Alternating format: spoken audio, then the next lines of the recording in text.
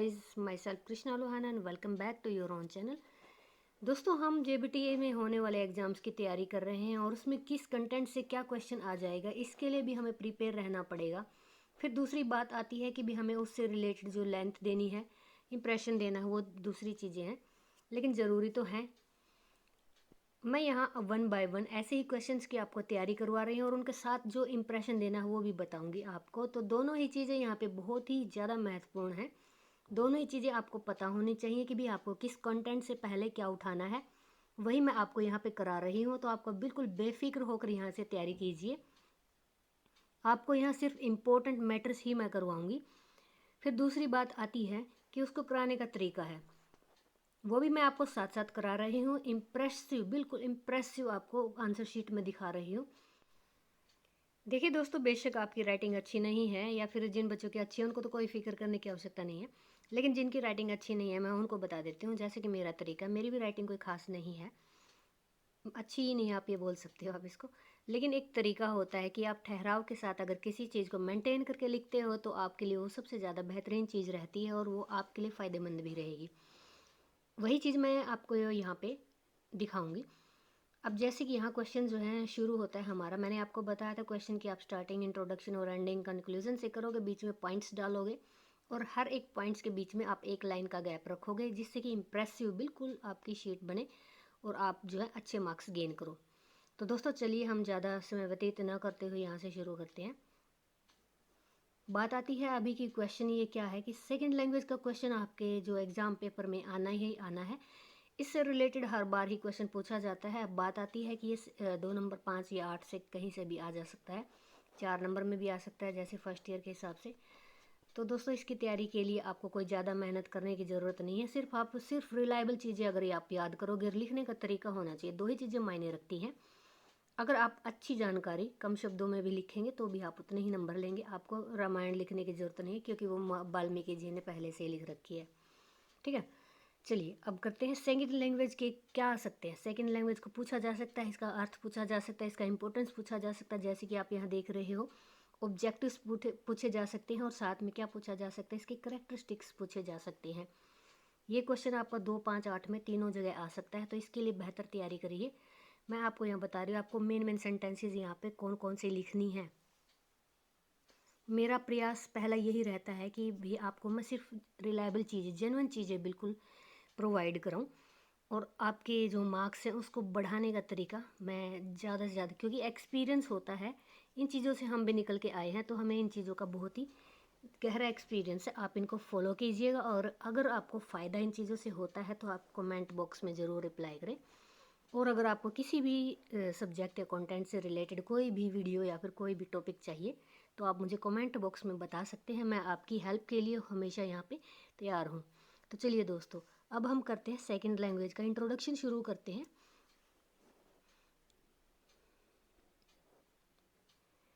ठीक है, यहाँ से शुरू है। ये क्वेश्चन है, यहाँ पे मैंने क्वेश्चन लिखा हुआ है, if you can talk about English. अगर हम इंग्लिश की बात करें, किसकी बात करें, इंग्लिश की। If we talk about English, we shall see it. हम इसको क्या देखेंगे, एज ए सेकेंड लैंग्वेज देखेंगे। इसको देखेंगे हम सेकेंड लैंग्वेज के रूप में देखेंगे। दैट इम्पोज्ड मीन्स ये हम पे थोप रखी है, मैंने हाईलाइट कर रखा है, ये हम पे थोपी गई थी। किस पे, हम पे, इंडियंस पे। ठीक है, if we talk about English we shall see it as a second language that imposed on Indians. Most common issue is faced by every Indian. जो ये सबसे मोस्ट कॉमन इश्यू था, जो जिसका सामना किया था हर एक इंडियन ने। ठीक है, लिटरली वी लर्नड इट। वास्तव में हमने इसको सीखा as as a problematic language, यानी हमने इसको एक समस्यात्मक भाषा के रूप में सीखा। ये जो लैंग्वेज है ये हमने एक समस्यात्मक भाषा के रूप में सीखी है और इसको जस्टिफाइड मैंने किया। अब आप ये लिखेंगे चीज़ कि हमने इसको एक समस्यात्मक भाषा के रूप में सीखा। और इसको जस्टिफाइड यानी कि इसके हम अब यहाँ पे बताएंगे करेक्टरिस्टिक्स भी हमने इसको किस वे में लिया। ठीक है, डिटेल हम इसकी अब नीचे मतलब लिखेंगे। ठीक है, so friends we have to write first point as a characteristic, importance and objective. तीनों में ही आपको ये लिखना है। English is as a second language, की हमें इंग्लिश को दूसरी भाषा के रूप में अपनाया है। ठीक है, अब चलिए, undoubtedly it is a link language, ये हम मानते हैं, पूरी तरह मानते हैं कि जो इंग्लिश है वो एक लिंक लैंग्वेज है। ये दो परिवारों में, दो समाज में, दो देश में, दो राज्यों में, दो कंट्री में लिंक का काम करती है। ठीक है,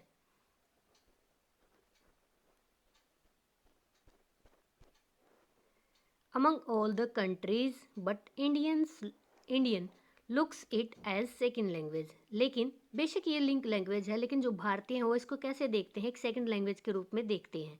ठीक है, which is depend on mother tongue, जो कि हमारे यहाँ पे तो एटलीस्ट मदर टंग पे डिपेंड करती है कि अगर हमें मदर टंग की अच्छे से जानकारी है तो हम इसके थ्रू ही इसको सीख सकते हैं। यानी हमारी जो लैंग्वेज है, इंग्लिश है, जो डिपेंड करती है किस पे, मदर टंग पे डिपेंड करती है। It takes long time to learn, यह थोड़ा सा ज़्यादा टाइम लेती है, किसके लिए, सीखने के लिए, क्योंकि it is not taught in school, school में नहीं सिखाई जाती है। अब बात यहाँ चल रही है प्राइमरी लेवल की।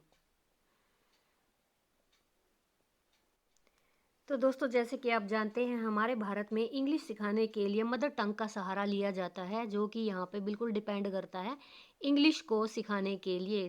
क्लासरूम में टीचर्स क्या यूज़ करते हैं, मदर टंग का, एमटी का यूज़ करते हैं। किस लिए यूज़ करते हैं, ताकि वो इंग्लिश को सिखा सकें। ठीक है, फिर है सेकंड पॉइंट की अगर हम बात करें, ये तो था प्राइमरी लेवल पे हम मदर टंग के थ्रू जो है इंग्लिश को सेकंड लैंग्वेज के रूप में सिखा सकते हैं। अब चलते हैं दूसरे पॉइंट पर। Friends, second point is English as a subject, वो था सेकंड लैंग्वेज के रूप में। अब इंग्लिश को अगर हम एक सब्जेक्ट के रूप में देखते हैं तो as far as we see at BA level, students take it as a subject not a learning language. यानी अब BA लेवल पर अगर इस भाषा को देखा जाता है तो ये एक सब्जेक्ट के रूप में लिया जाता है, इसको लर्निंग लैंग्वेज के रूप में नहीं देखा जाता है। They use it for having passing marks, अब जो यहाँ पे जो बच्चे हैं वो इसको सिर्फ पासिंग मार्क्स के लिए ही मानते हैं, और ये स्किल के लिए इसको यूज़ नहीं किया जाता, यानी कि इसको कौशल नहीं माना जाता है, सब्जेक्ट माना जाता है। सब्जेक्ट भी माना जाता है तो पासिंग मार्क्स के लिए माना जाता है। आप ये चीज़ें यहाँ पे ऐड कर सकते हो। The third point is lack of English teacher. अब यहाँ पे सेकंड लैंग्वेज को सिखाते हुए नेटिव स्पीकर, यानी कि जो वहाँ का शिक्षक होता है, जो नेटिव स्पीकर होता है, उसकी कमी होती है। ठीक है, every second language can be taught by a native और परफेक्ट टीचर, यानी कि जो प्रत्येक भाषा होती है या दूसरी भाषा होती है उस वो सिखाई जा सकती है। किसके द्वारा सिखाई जा सकती है, एक नेटिव या फिर परफेक्ट इंग्लिश टीचर के द्वारा या हिंदी टीचर के द्वारा सिखाई जा सकती है। So that the intonation can be learned, ताकि जो इंटोनेशन है यानी उतार चढ़ावा बल बोल सकते हैं इसको, can be learned by the student. अब नेटिव स्पीकर अगर सिखाएगा तो लैंग्वेज में जो है इंटोनेशन आती है, यानी शब्दों में उतार चढ़ाव आप देख सकते हो। ठीक है, बोलते हुए वो होती है intonation. Native speaker teaches well, English को एक सब्जेक्ट या इंग्लिश को एक लैंग्वेज के रूप में नेटिव स्पीकर अच्छे से सिखा सकता है, क्योंकि उसको पता है किस तरह से स्ट्रेस देना है वर्ड्स पर और किस तरह से इंटोनेशन का यूज़ करना है। नाउ ऑडियो एड्स लाइकनेस, अब कमी किस चीज़ की होती है सेकेंड लैंग्वेज को सिखाते हुए, any language can be learned when their pronunciation is audible, किसी भी भाषा को जब सिखाया जा सकता है जब उनकी प्रोनाउंसिएशन जो होती है ऑडिबल हो, यानी कि जब उनकी प्रोनाउंसिएशन उच्चारण किया जाता है तो वो सुनने लायक हो, यानी सुना जा सके। सो दैट, ताकि student can hear accurate words और सेंटेंस, अब ऑडिबल हो जाएगा तो उससे क्या होगा, जो भी उन शब्दों की प्रोनाउंसिएशन होगी उसको जो स्टूडेंट है वो क्या कर सकेंगे, एक्यूरेटली उस वर्ड को सुन सकेंगे और उसको सीख सकेंगे। In government schools, government provide lots of equipment to make language easy to students learning. सरकार में जो सरकारी स्कूल होते हैं, यानी कि हमारे देश में जो सरकारी स्कूल्स होते हैं वो प्रोवाइड करवाते हैं बहुत सारे ऐसे इक्विपमेंट प्रोवाइड करवाते हैं बच्चों के लिए सरकारी स्कूल में, to make language easy to the students, उस भाषा को छात्रों के लिए आसान बनाने के लिए, ठीक है। But teacher has not knowledge to how to use of these, यानी कि इन इक्विपमेंट्स का टीचर को पता ही नहीं होता है कि वो इनको किस तरह से यूज़ करे। ये सबसे बड़ा फॉल्ट होता है। 6 पॉइंट है, in rural areas family is not well supported, जो परिवार होता है वो सपोर्टेड नहीं होता है, सपोर्ट नहीं करता है छात्र को, for which they couldn't learn language equally, ताकि वो है एक साथ इकट्ठे या समांतर, जैसे कि हिंदी को सीखते हैं वैसे वो इंग्लिश को भी सीख पाएँ। परिवार जो है बिल्कुल भी सपोर्टेड नहीं होता है। तो दोस्तों ये इश्यूज़ थे इंग्लिश को, यानी कि सेकंड लैंग्वेज को, इंग्लिश को सेकंड लैंग्वेज के रूप में देखते हुए, और उसकी जो आप करैक्टरिस्टिक्स लिख सकते हो, ऑब्जेक्टिव लिख सकते हो, इंपॉर्टेंस में भी लिख सकते हो, ये सारी चीज़ें। फिर आपको लास्ट में कंक्लूजन देना है। क्वेश्चन आ सकता है कि भी कुछ ऐसे इश्यूज़ बताओ जो सेकंड लैंग्वेज को एक्वायर करने में, लर्न करने में दिक्कत देते हैं। ये क्वेश्चन भी आ सकता है। आप इस क्वेश्चन में भी सेम अगर इसको लिखते हो तो आपके कोई नंबर नहीं कटेंगे, क्योंकि ये क्वेश्चन है ही उनके लिए। 4 चीज़ों में इस क्वेश्चन को परफेक्टली आप बिल्कुल लिख सकते हो। अब चलिए कंक्लूजन की बारी आती है। Apart these basic issues, in basic issues के अलावा government is not prepared how and when English is implemented in schools, सरकार भी खुद तैयार नहीं है, उसकी शिक्षा नीति में भी ये चीज़ें इम्प्लीमेंटेड नहीं होती हैं कि किस लेवल पर इंग्लिश को इम्प्लीमेंट करे। सरकारी स्कूल्स में आप देखते हैं 6th क्लास से जो है इंग्लिश की स्टार्टिंग होती है। सो आप इसके लिए दिखा सकते हो कंक्लूज़न में कि जो सरकार है वो भी इम्प्लीमेंट नहीं करती है, बिल्कुल बेसिक तौर पर, यानी बेसिक लेवल पे, जूनियर लेवल पे वो इंग्लिश को इम्प्लीमेंट नहीं करती है, जिसकी वजह से जो बच्चे भी है प्रिपेयर नहीं हो पाते हैं और उनको ऐसा वातावरण नहीं मिलता है। उनको मदर टंग का सहारा लेना पड़ता है। ये भी होते हैं जो अपर क्लासेस से शुरू होते हैं। हालांकि सरकार अब इसके ऊपर नई शिक्षा नीति बनाई है, तो उनके हिसाब से अब जो है बिल्कुल लोअर क्लासेस से ही इंग्लिश को इम्प्लीमेंट कर दिया जाएगा। तो दोस्तों ये था आपका क्वेश्चन। मिलते हैं नई वीडियो में नए क्वेश्चन के साथ, बने रहिए।